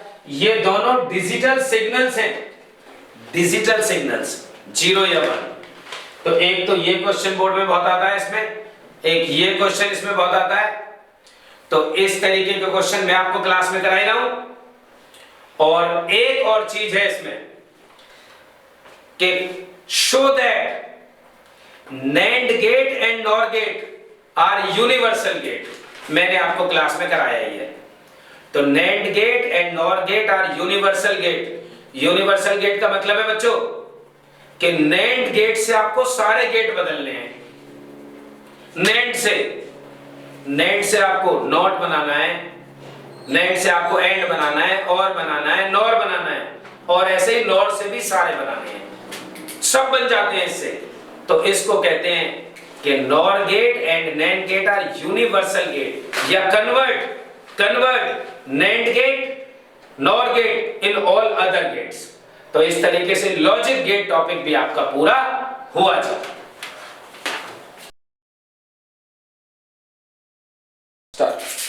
अब पढ़ेंगे हम बैंड थ्योरी, एनर्जी बैंड। तो एनर्जी बैंड में देखिए क्या होता है। एनर्जी बैंड थ्योरी, सोडियम का एग्जांपल ले लो। तो सोडियम 281, क्योंकि 11 इलेक्ट्रॉन्स होते हैं उसमें। इनका अरेंजमेंट देखना 281, इसके ऊपर भी खाली है ऑर्बिट्स। तो ऐसे ही दूसरा सोडियम ले लो 281 खाली वाला, एक और ले लो 281 खाली वाला। अब बच्चों ये जो अंदर वाले हैं 2 और 8, ये तो फुली फिल्ड है और इन फुली फिल्ड का कोई यूज नहीं है। ये जो वैलेंस इलेक्ट्रॉन्स हैं, वैलेंस जो इलेक्ट्रॉन्स हैं वो एक साथ मिल जाते हैं। और देखो ये मिल गए, और ये जो वैलेंस इलेक्ट्रॉन्स मिल गए इसको कहते हैं वैलेंस बैंड। ये रहे जी इलेक्ट्रॉन्स, ये वैलेंस बैंड एक साथ मिल गए जब ये क्रिस्टल में बने। तो ये तो बन गया वैलेंस बैंड। अब ये ऊपर वाले जो खाली पड़े हैं ये एक साथ इकट्ठे हो गए। तो देखो ये बन गया कंडक्शन बैंड। तो ये तो रहा वैलेंस बैंड और ये रहा कंडक्शन बैंड। और इनके बीच में जो गैप रह गया, देखो यहां से यहां जो गैप है बीच का, इसको कह देते हैं फॉरबिडन गैप। फॉरबिडन गैप, इसका सिंबल होता है Eg। और इस पूरे को इस पूरे को कलेक्टिवली कह देते हैं बच्चों एनर्जी बैंड। यानी कि energy band is the combination of valence band, forbidden gap and conduction band. तो ये तो एनर्जी बैंड हो गया। हमें आपको पढ़ाना है कि on the behalf of energy band difference बताना है कंडक्टर में, सेमीकंडक्टर में और इंसुलेटर में। तो देखिए जी, ये क्वेश्चन की फॉर्म में आएगा, क्वेश्चन की फॉर्म में आएगा कि तीनों में डिफरेंस बताओ। तो लो सुनिए, बहुत आसान है। Conductor, semiconductor, insulator, super conductor, ये सिलेबस में नहीं है आपके। तो कंडक्टर में देखना, आपको कहता है on the behalf of balance, on the behalf of energy band, इनमें डिफरेंस देखना है। Super conductor, super conductor, conductor, semiconductor, insulator. तो बच्चों कंडक्टर के अंदर ये रहा वैलेंस बैंड और ये रहा कंडक्शन बैंड, एक साथ आ गए, ये एक साथ आ गए। और इनके बीच में जो Eg है वो टेंड्स टू 0 है। तो बड़े आराम से इलेक्ट्रॉन यहां से यहां चले जाते हैं। इलेक्ट्रॉन कैरी होने में, मूव करने में कोई दिक्कत नहीं है। बैटरी कनेक्ट करी, इलेक्ट्रॉन मूव कर गया, करंट बन गया। इसलिए इस टाइप के मटेरियल को कंडक्टर कहते हैं। सुपर कंडक्टर में क्या होता है कि ये रहा वैलेंस बैंड और ये रहा कंडक्शन बैंड, ये भाई एक दूसरे में ओवरलैप ही कर जाते हैं ये। तो फिर तो इलेक्ट्रॉन अंदर ही अंदर घूम रहे हैं। सेमीकंडक्टर में क्या होता है कि ये रहा वैलेंस बैंड, ये रहा कंडक्शन बैंड, और ये जो Eg है इसका, ये 0.76 इलेक्ट्रॉन वोल्ट है। इतना कम एनर्जी गैप है इसमें। तो ये जो इलेक्ट्रॉन्स हैं ये पहले तो वैलेंस बैंड में रहते हैं, यहां से यहां जा नहीं सकते अपने आप। तो इनिशियली इसको क्या कहा गया, इंसुलेटर। लेकिन जब इसको इतनी एनर्जी दे दोगे आप, तो इतनी एनर्जी मिलने के बाद बच्चों इलेक्ट्रॉन यहां से यहां जंप कर सकता है। और जब इलेक्ट्रॉन जंप कर गया यहां से यहां, तो कंडक्टर बन गया वो। तो सेमीकंडक्टर क्या हो गए, initially insulator, and after getting this one energy they behaves as conductor. इसलिए इसको कहा जाता है सेमीकंडक्टर। अब बात आती है इंसुलेटर की। तो ये रहा वैलेंस बैंड और ये रहा कंडक्शन बैंड। लेकिन साहब जो Eg है इसका वो ग्रेटर देन 3 इलेक्ट्रॉन वोल्ट है। तो इतना बड़ा एनर्जी गैप पार ही नहीं कर सकते इलेक्ट्रॉन, यहां से यहां पहुंचते ही नहीं है। इसलिए ये कभी करंट कैरी नहीं करते। और जो कोई कभी करंट कैरी ना करे उसको कह देते हैं इंसुलेटर। तो इंसुलेटर का ये रहा जी बैंड थ्योरी से, सेमीकंडक्टर ये रहा, एनर्जी गैप बहुत कम है, और कंडक्टर का ये रहा जी बहुत पास है, एनर्जी गैप टेंड्स टू 0 है, और सुपर कंडक्टर में ओवरलैप कर जाते हैं, एक दूसरे के अंदर ही चले जाते हैं। डिटेल आप अपने नोट से पढ़िए। तो ये था चैप्टर आपका सेमीकंडक्टर्स।